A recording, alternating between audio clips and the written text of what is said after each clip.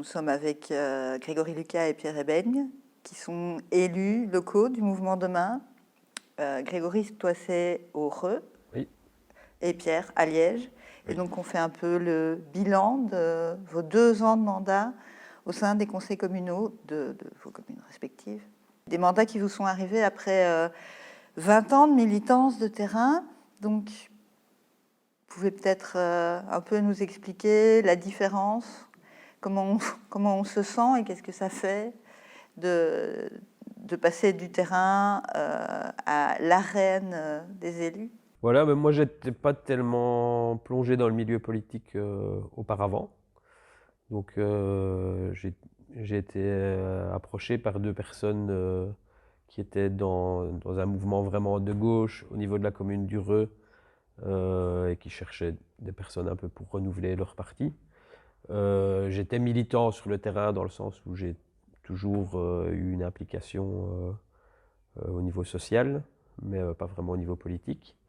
Et alors pour moi, ce que ça change, c'est que c'est un peu passé de l'autre côté. On se rend compte vraiment de ce qui se passe dans le milieu politique et de la façon un peu opaque et je ne sais pas très bien comment dire, paternaliste. Enfin, tout se gère un petit peu, en tout cas chez nous, à l'ancienne. Le grand chef décide et puis ceux qui sont en dessous exécutent.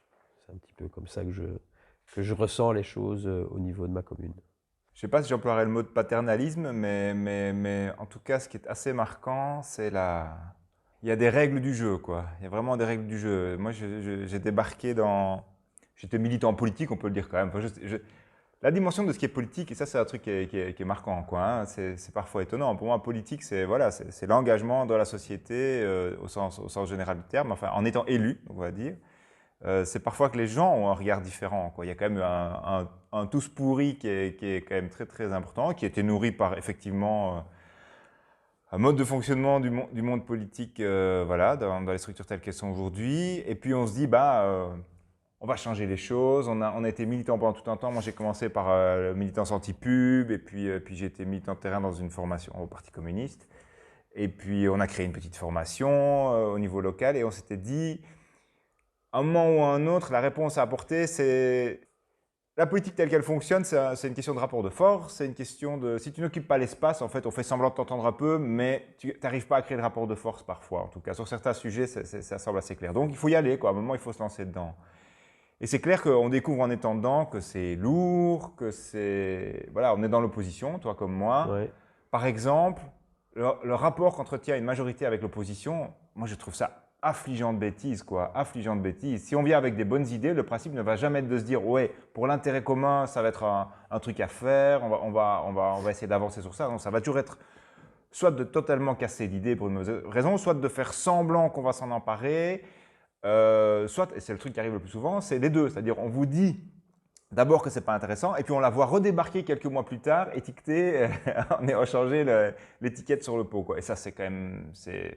C'est une manière de fonctionner qui est hyper frustrante, et je pense qu'elle est inefficace pour la collectivité. Et si on s'engage en politique, moi ça reste comme ça, c'est pour essayer de faire avancer collectivement dans le bon sens pour la commune dans laquelle je suis. Et on voit qu'il y a des petits jeux de rapports de force qui prennent largement le pas sur l'intérêt collectif. Ça, c'est vrai que c'est frustrant. Et le deuxième truc que je remarque, c'est le temps long, quoi. C'est le fait que c'est lourd, il faut déposer à temps le truc, il faut après revenir au conseil communal, il faut venir avec plusieurs fois des questions, voilà, il n'y a pas un truc, on a une idée, on vient la présenter, c'est une bonne idée, boum, c'est mis en place. Ça, c'est très très rare que quelque chose comme ça arrive, quoi. Donc il faut être patient, quoi. Il faut être sûr de pouvoir travailler des dossiers et de revenir avec pour ne pas qu'ils tombent aux oubliettes. Aux oubliettes. Ouais. Le problème, pour moi, tout est basé sur l'électoralisme. Et donc, pourquoi ils ne laissent pas passer une idée qui vient de l'opposition? C'est parce que dans leur tête, si on laisse passer quelque chose qui vient de l'opposition, ça veut dire que pour les citoyens, l'opposition aussi peut avoir des bonnes idées. Et ça, au niveau électoral, c'est pas bon. Et donc, effectivement, soit ils cassent complètement l'idée et ils disent on n'en veut pas, parfois avec des excuses qui sortent un peu de n'importe où, ou effectivement, ils vont le reprendre à leur sauce après, ou carrément la copier, mais l'étiqueter au nom de leur parti. dans ce rapport inégal entre majorité et opposition, bon, déjà, il faut savoir que c'est quoi être dans l'opposition? Bon, nous, on a un boulot, et donc c'est un truc qu'on fait en plus de notre temps, et donc on essaye de dégager du temps libre après notre travail pour s'informer au maximum. Je prends le cas de Liège, c'est quand même une grande ville. Tous les mois, on traite 200, 300 points dans un conseil communal. Donc, on a beau être… Moi, je suis dans un groupe, on est 8, on se répartit le travail, on essaye de fonctionner collectivement. Il y a des gens qui ne sont pas des élus, mais qui apportent du contenu, qui lisent pour nous des dossiers, etc. Ça reste quand même beaucoup de matière à traiter. Chez nous, on parle beaucoup du fait que de faire de la politique, c'est un truc qui rapporte. Concrètement, on pourra peut-être discuter des chiffres après. C'est pas du tout ça. Enfin, ça nous prend vraiment beaucoup de l'énergie. Moi, je prends des jours de congé pour pouvoir faire ça, où on est obligé de consacrer un temps qu'on voudrait consacrer à d'autres activités. Mais ça, je pense que ce serait peut-être un changement important, c'est de considérer que le travail politique à l'échelon local, ben, il est important et que rééquilibrer les rapports de force entre majorité et opposition, c'est sans doute la meilleure façon d'éviter d'avoir, toi tu connais dans ta commune, encore plus que moi sans doute, des potentats locaux qui décident tout et qui n'aiment pas la démocratie. Enfin, je pense que c'est ça les fâche quand on vient poser des questions ou qu'on vient avec des propositions, quoi. Ah ben oui, poser des questions, c'est déjà pas bien, mais alors en plus proposer des choses, alors là enfin, pour eux c'est presque inconcevable. Voilà, la majorité décide des projets qu'on va faire et il est hors de question de faire un projet qui vienne de l'opposition. On en a passé un, mais vraiment en mettant le pied dans la porte et en leur laissant pas le choix, mais voilà, sinon c'est impossible. C'est un refus catégorique sur tous les points qu'on propose. On en reparlera aussi tout à l'heure de certaines propositions, certaines motions qui ont été proposées et qui semblent devoir être passées de manière évidente, peut-être pas pour toutes, parce qu'au niveau politique, il y a certaines choses sur lesquelles effectivement on peut avoir des désaccords, mais il y a des choses sur lesquelles ça devrait être évident dans toutes les communes, et parce que ça vient de l'opposition, on dit niet, quoi. Parmi les différentes manières d'agir dont disposent les élus locaux, il y a la motion, et vous en avez déposé plusieurs, chacun. Pouvez-vous en parler un petit peu plus, et aussi des espoirs et désespoirs que le dépôt de motion peut causer? Effectivement, il y en a plusieurs outils, si j'ose dire, à disposition.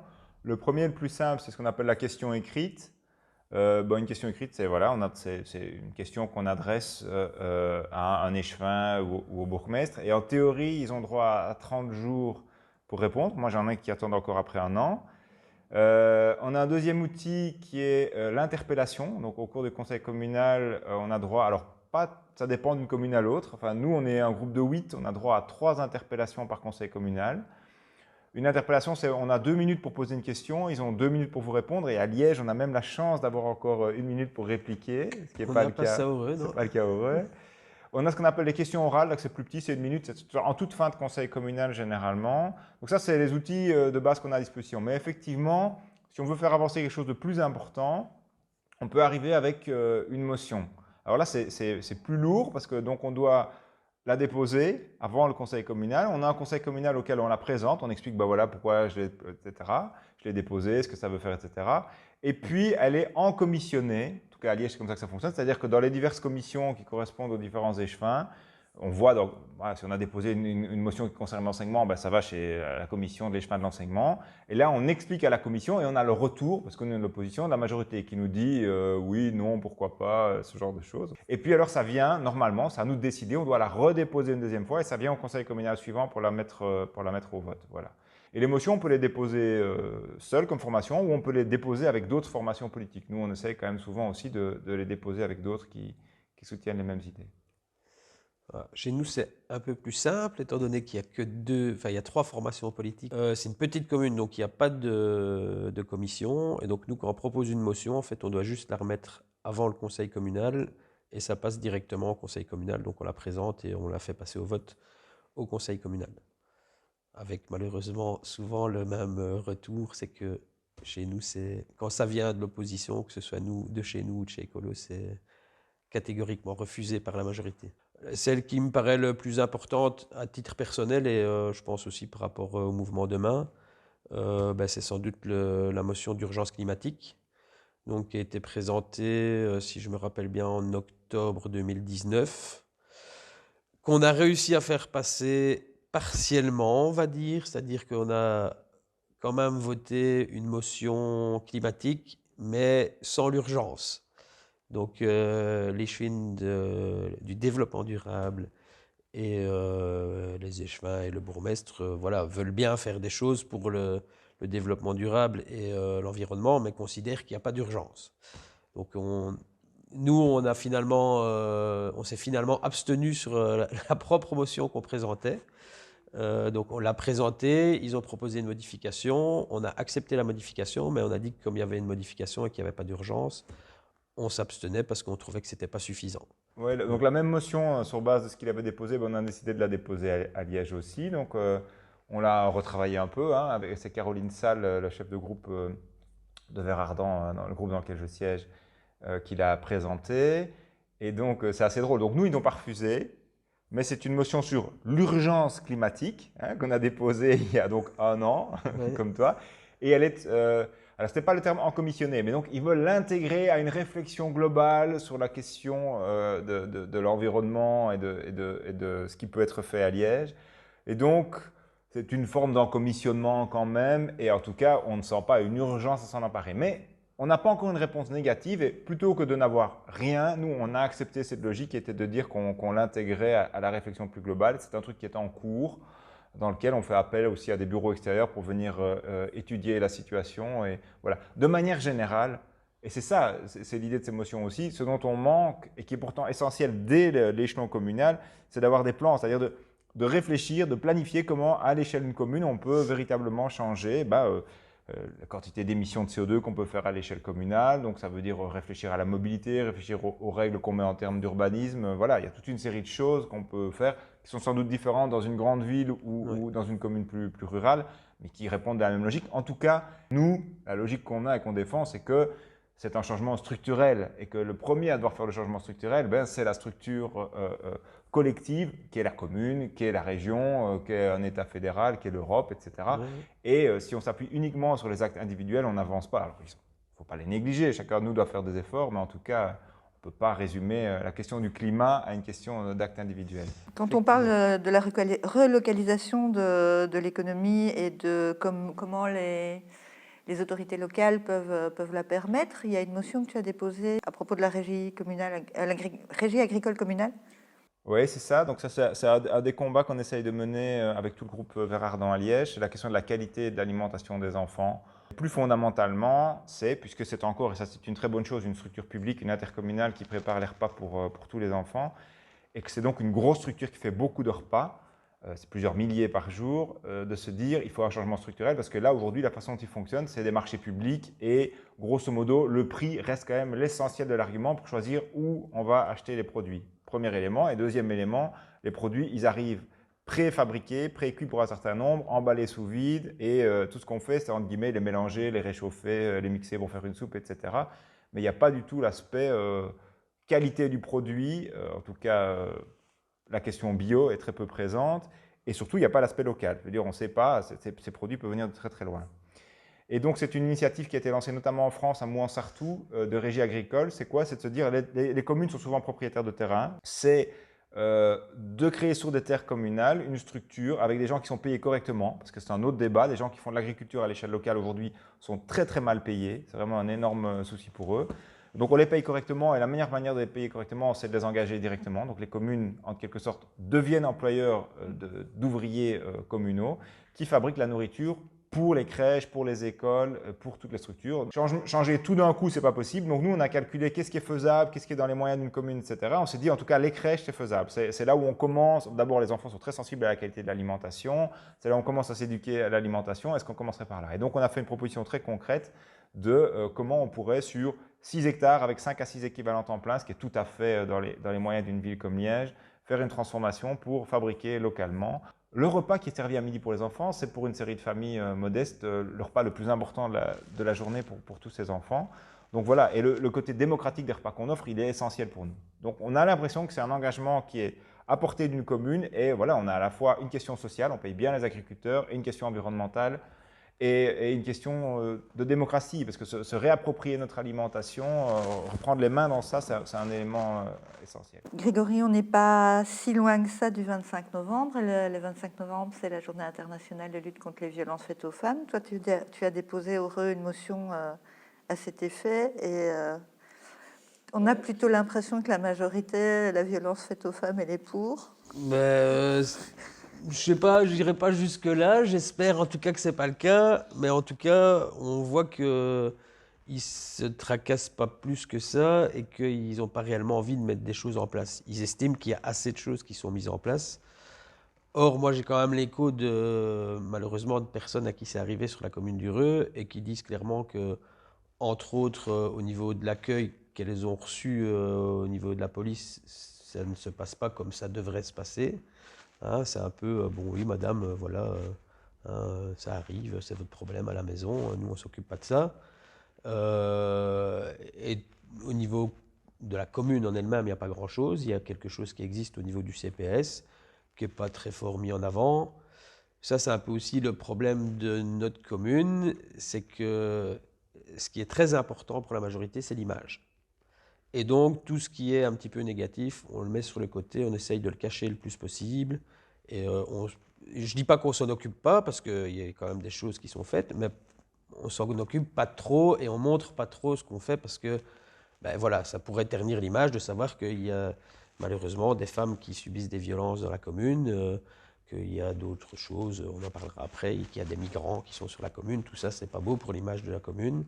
Et donc, ben, on met tout ça un petit peu sur le côté et on fait ce qu'on doit, et encore, on fait le minimum du minimum, mais surtout, on ne va pas développer un service qui va mettre en avant le fait qu'il y a des violences faites aux femmes sur la commune, et donc il faut développer des choses pour aider ces personnes et pour essayer de faire avancer les choses dans ce domaine. Tu l'as évoqué, la question de l'aide aux migrants, alors, dépôt de motion aussi, et Voilà, dépôt de motion, demande d'aide à différents niveaux. Donc on a d'abord demandé un local, on a demandé si on pouvait occuper un terrain communal parce qu'on a un camp de migrants, donc avec des tentes. Ça, c'est le début de l'aide aux migrants, donc qui date d'il y a plus ou moins un an. Je crois on a dû commencer en novembre 2019.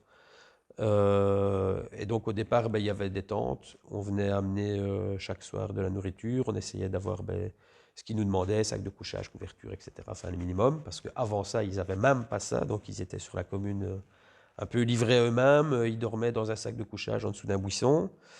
Refusés, enfin voilà.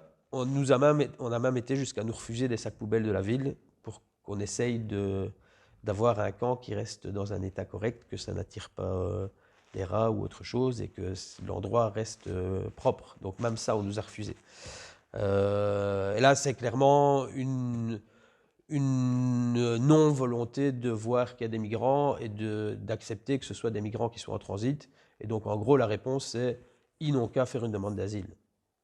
Mais on sait que, voilà, en tout cas, ceux qui se trouvent ici sur la commune d'Ureux ne sont pas des gens qui veulent demander l'asile en Belgique, ils veulent aller en Angleterre. Et donc, on ne règle pas la situation en leur disant « mais vous n'avez qu'à demander l'asile ». Non, ils ne veulent pas demander l'asile. En attendant, ils sont là, ils sont sur le territoire de la commune, et donc la responsabilité du bourgmestre, c'est aussi de veiller à ce que les gens qui sont sur la commune, qu'ils y soient domiciliés ou pas, ne soient pas en danger, et donc au moins de les aider à minima à avoir un logement, accès aux soins, etc. Mais là, pour être clair, s'il n'y a pas le collectif citoyen d'aide aux migrants, il n'y a rien. La commune ne fait rien. Zéro, et le CPS, zéro, à part l'aide médicale urgente, où ils sont obligés de répondre, où ils n'ont pas le choix. Pour le reste, c'est zéro sur toute la ligne. Ça va loin, parce que même les sacs poubelles, on s'était dit, bon ben voilà, demander quelques rouleaux de sacs poubelles sur l'année pour au moins pouvoir ne pas devoir payer ça, parce qu'en gros, on n'a pas de budget structurel, on a des budgets parce qu'il y a des gens qui font des dons, etc. Mais on n'a pas de budget, il n'y a personne qui nous donne de l'argent, ni les communes. Maintenant, on va peut-être en avoir de la région wallonne, mais on n'est pas une SBL, donc on ne peut pas faire de demande de subsides. Ça viendra aussi, on est en train d'essayer de mettre les choses en place. Donc ça veut dire qu'on fonctionne qu'avec la bonne volonté des citoyens. Donc le collectif porte très bien son nom. C'est un collectif citoyen. Si les citoyens ne sont pas là, il n'y a rien. Il n'y a pas d'aide aux migrants. Ils sont livrés eux-mêmes. Et voilà, advienne que pourra. Et donc, il y a un manque de... On revenait sur un truc qu'on disait tout au début, quoi. C'est lourd, quoi, la façon dont que ça fonctionne. Même une petite commune. Même une petite commune. C'est lourd la façon dont ça fonctionne. Alors peut-être que des fois on utilise le formalisme du fonctionnement communal pour s'éviter d'avoir à aller sur le fond de certains dossiers. Voilà. Mais c'est clair que d'un point de vue démocratique, la discussion entre les citoyens et leur commune, elle est compliquée et elle est souvent très paternaliste encore dans la dans la vision dont elle est faite, quoi. Et nous, on voit ça sur un autre sujet qu'on essaie de faire avancer, c'est la question de la participation citoyenne. Véritablement, prendre les clés de décision qu'ont des élus et les remettre à des citoyens ça peut être l'organisation de leur quartier, mais ça peut être la façon dont ils veulent organiser de la solidarité avec des personnes sur le territoire, etc. Ça peut être un truc tout à fait différent, mais ça reste très compliqué, quoi. C'est une espèce de prérogative où on a l'impression qu'on est élu, on sait mieux que les citoyens, alors que très souvent, les gens qui sont sur le terrain ont une meilleure connaissance de ce qu'il faudrait faire. Et donc aussi de comment il faudrait utiliser l'argent qui est à disposition de la commune. Mais là, on a l'impression qu'on enlève une partie du pouvoir qu'ont les élus, et donc ça leur fait très mal, quoi. Tu viens de prononcer le mot, effectivement, qui, à mon avis, est le centre et en même temps le problème de tout ce qui se passe dans les communes, c'est qu'ils ont le pouvoir, ils ont l'impression d'avoir le pouvoir, et donc c'est eux qui doivent décider. Voilà. Personne d'autre ne doit décider, ni l'opposition, ni les citoyens. Et alors qu'on fait quelque chose d'un peu participatif, mais on laisse décider de petites choses, mais c'est quand même pas les citoyens qui vont décider de comment on va faire les choses. Bon, on va terminer tout doucement avec la petite question qui fâche. Bon, le travail, les frustrations, mais ça rapporte? Est-ce que ça rapporte d'être élu local? Non, ça ne rapporte pas d'être élu local. Peut-être, je ne sais pas. Moi, je gagne beaucoup mieux que toi, en tout cas. Oui, moi, c'est une petite commune, donc je pense que ça doit être entre 80 et 85 euros par conseil communal, donc un jeton de présence, et on en a royalement 10 sur l'année. Donc, vous faites le compte, on tourne à 800, 850 euros sur l'année. Je reverse une partie au mouvement, enfin voilà, mais bref, peu importe, même si on prenait les 850 euros dans leur globalité, par rapport au travail fourni, on est très très loin de ce qu'il faudrait pour que ça puisse rapporter, entre guillemets, quelque chose. Là, ça coûte plutôt de l'argent. Si on compte le nombre d'heures consacrées, les déplacements, etc. Non, franchement, voilà. Pour ma part, je ne le regrette pas. Je le fais par conviction et donc c'est pas un souci.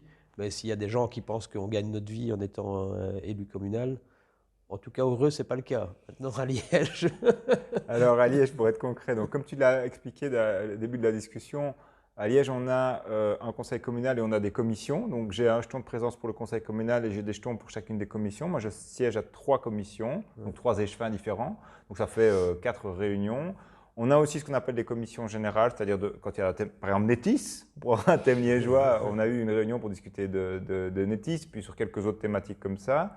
Là, c'est aussi. Et alors, quand on a le vote du budget ou des choses importantes comme ça, on n'a pas un seul conseil communal, on en a 2 ou 3. On a aussi un conseil commun avec l'action sociale, donc avec nos collègues du CPAS. Donc, tout mis l'un dans l'autre, on peut avoir les chiffres, ce n'est pas un problème. Chaque mois, on va dire, c'est plutôt entre 300 et les mois où il y a vraiment beaucoup de réunions, 500-600 euros. Ça, c'est ce que ça peut rapporter. Moi, j'ai un mandat en plus, donc, puisque quand on est conseiller communal dans un groupe, on a des mandats dérivés. J'ai un mandat dans une société de logement social, où là aussi, il y a un jeton qui est de l'ordre, chaque fois qu'il y a une réunion, qui est plus ou moins tous les mois, d'une centaine d'euros.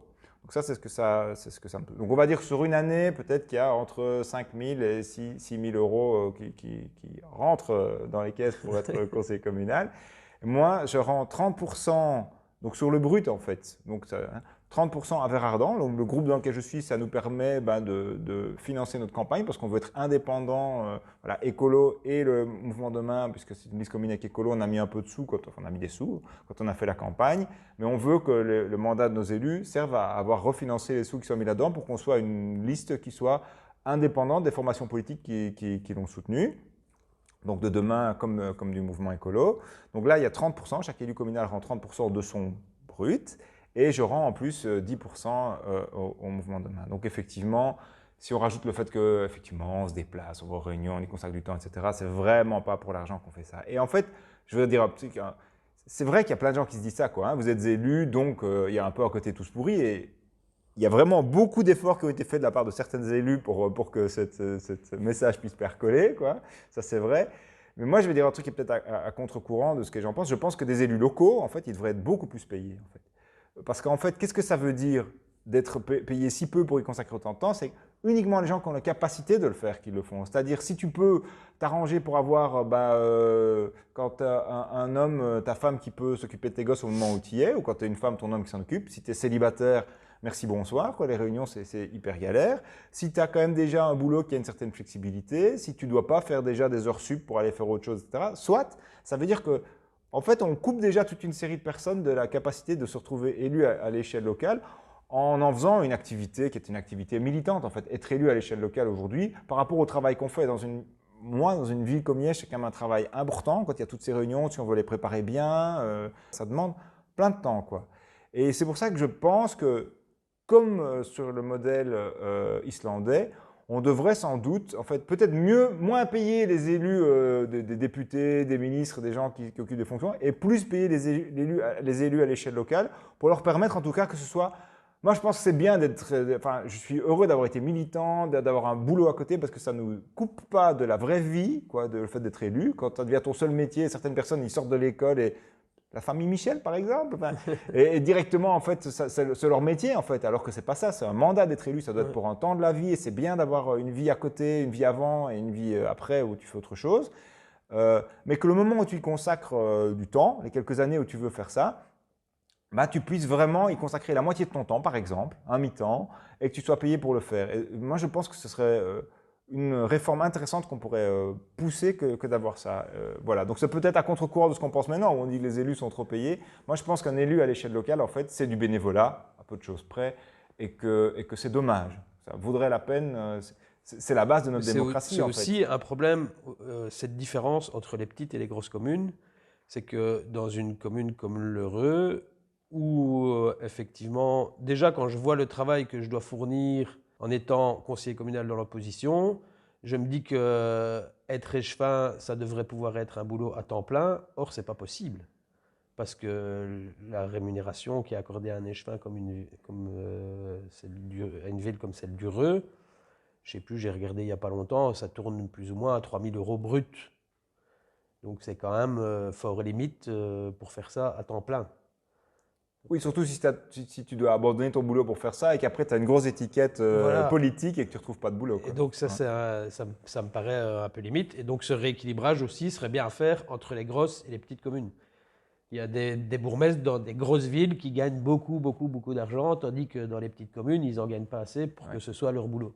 Mais effectivement, c'est dommage parce que moi, j'ai la chance d'être indépendant et donc d'avoir effectivement cette flexibilité. Mais quelqu'un, je sais pas, moi, quelqu'un qui ferait des pauses, par exemple, si le conseil communal tombe la semaine où il est en pause de nuit ou en pause de soir, soit il prend congé, soit il ne sait pas y aller. Ça, c'est une des avancées qu'on doit quand même aux divers scandales qu'il y a eu, etc. C'est qu'il y a beaucoup de transparence. On rend...